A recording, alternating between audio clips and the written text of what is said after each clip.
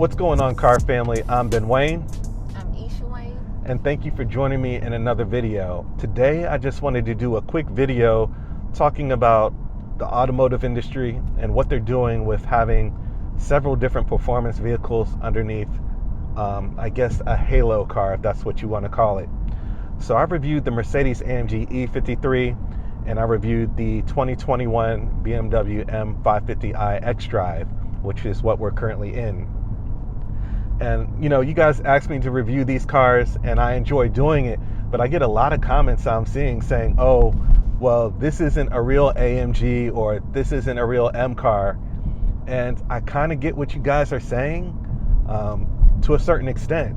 But being that I've driven all these cars, I still will say, even though the E53 doesn't feature, the handcrafted V8 power plant that those hardcore AMGs are known for, don't be so quick to discredit it. It's a really fun car to drive. And when I'm reviewing these cars, I'm looking at the fun factor. I'm not sitting here like, oh, well, it's not a true AMG, so they shouldn't make it. The whole reason that BMW and Mercedes are coming out with different levels of their performance cars is because that's what the market demanded.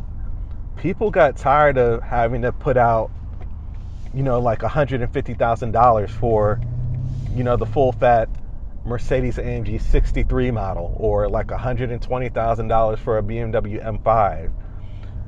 When those were the only cars that were available and they didn't have cars like the 53 models or this 550i model, there were a lot of complaints saying, hey, I want a fun car to drive too, but I don't have $150,000 to drop on a car. So in theory, the reason why these manufacturers are putting out these cars is because that's what the market demanded. And it's like, now that they're here, I see a lot of people complaining, oh, well, that's not a true M5, or that's not a true AMG. Listen, this M550i is getting 0 to 60 in about 3.6 seconds. That is insane performance. Now, the M5 gets about 0 to 60 in roughly 3.3 seconds. 3.6 seconds, 0 to 60, is quick by anyone's standards. That is fast. It's a lot of power to handle. If you saw our review on this car, we were both blown away by that acceleration. Matter of fact, we just got done shooting that car, and Isha's still recovering from that acceleration that we had in that car. So you get the M Sport suspension, the brakes. It's a lot that you're getting at a lower price point. This car starts at about $76,800. You want an M5, you're well into the hundreds, let's be honest. And, you have the options on top of that. So it makes cars like this one a little bit more accessible. Now, I will admit, when it comes to Mercedes, there really was no need for a Mercedes-AMG GT43 four-door coupe. Not when you have the GT53 already. So I will say the 43, I was kind of shocked when they dropped that. I don't think there needs to be a GT43 variant. I think the GT53 coming in at 429 horsepower is sufficient. Then you have the 63, which is horsepower in the 500s, about 577 horsepower. And then you have the 63S, which has 630 horsepower. I think you should leave it at that. When we reviewed the 63S Edition 1, that was a $200,000 car. When we reviewed the GT53 four-door coupe, that car came in, it starts at about $99,000. So depending on options, you could have a $100,000 price gap. So that makes it more accessible for someone who doesn't have just money burning a hole in their pocket. That's why these cars keep coming out, right, wrong, or indifferent. Now, should they all have the AMG badge? I don't know. That's up to you. There is an option, if it bothers you that much, to debadge the cars, right? Just take the AMG badge off. That's what I would do personally if I had the E53. I just leave it as an E53, maybe take the AMG badge off, just to, keep that true to the hardcore AMG models. I'm not in marketing. I know that part of it is definitely a marketing ploy for people to say, I got an AMG, but you have an E53, you don't have an E63S or something like that. But what I'm saying is, don't knock the E53 and be driving like a 2005 Honda Accord. Let the people who, have those real AMGs, like I have followers who have an SL65 or 63s, different models, weigh in and say, hey, I liked that video you did on the E53. You know, it's a really nice car and it handles well, even though they have the full fat AMG models. So don't be so quick to knock it. I definitely get where you guys are coming from, but there's a reason why all these cars exist now.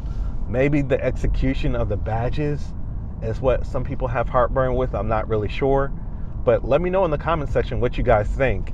Do you think they should keep making cars like the E53 and the 550i xDrive, or do you think they should eliminate those and just make it all or nothing? You know, have a 4-cylinder car, or you get the,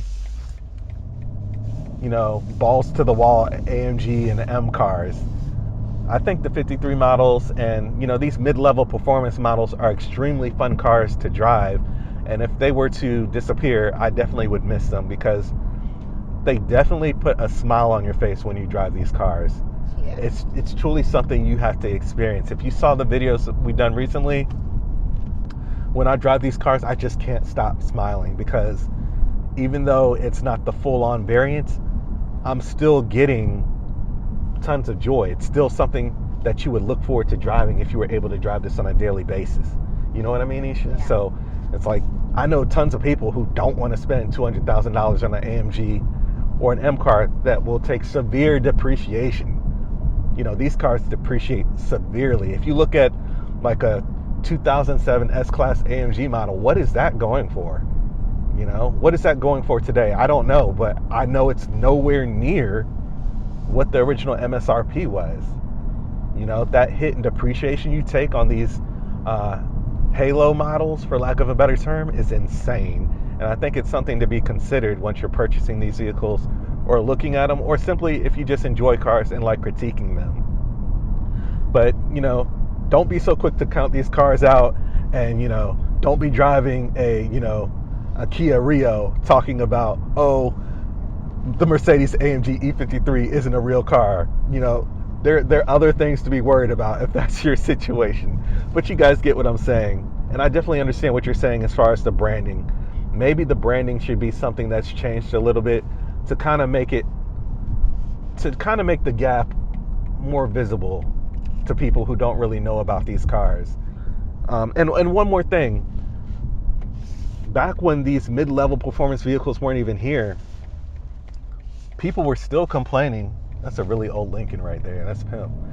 People were still complaining about, you know, you're spending $200,000 on an AMG car and somebody's buying the non-AMG variant, and you could hardly tell the difference between the two. They're starting to do a little bit better on that. I do wish that was something that you could tell from a mile away. Okay, that's an AMG vehicle, or that's just a basic E450.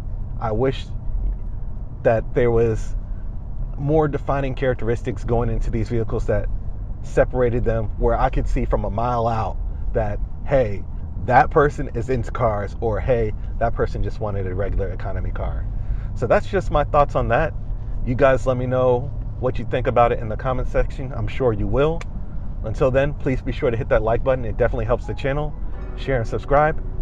Until next time, I'm Ben Wayne, the automotive reviewer that YouTube deserves.